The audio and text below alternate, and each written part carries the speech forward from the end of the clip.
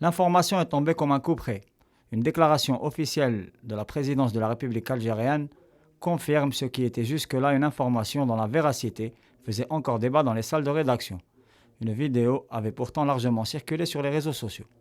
Le président Abdelmadjid Tebboune l'exprime officiellement. 3 ressortissants algériens, des chauffeurs routiers travaillant sur l'axe Ouergla-Nouakchott, ont été lâchement assassinés. Le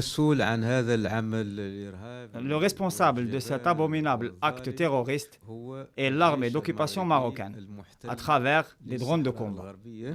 Cet acte terroriste lâche contre des civils est décrit par le chef suprême de l'armée nationale populaire comme étant un crime d'État. Tout le peuple algérien réclame justice pour ces innocentes victimes, et puis de toute façon, il y va de la responsabilité de nos plus hautes autorités de répondre, de riposter à une telle agression de façon proportionnée, certes, mais de façon déterminée. Cette agression ne restera pas impunie. Elle représente un antécédent grave qui risque de faire basculer la région vers une situation inédite.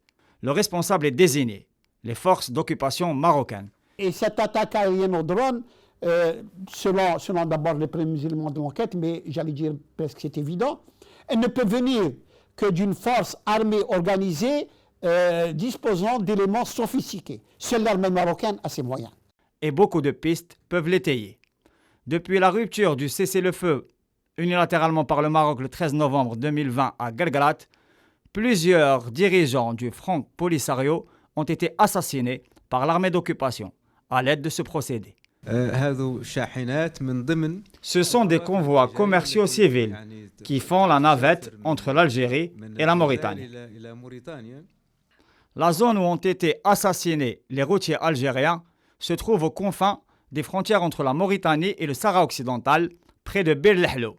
La route commerciale est très utilisée, notamment après sa régénération par la signature d'accords commerciaux algéro-mauritaniens et le traçage officiel des frontières entre la République arabe sahraoui démocratique et la République algérienne démocratique et populaire.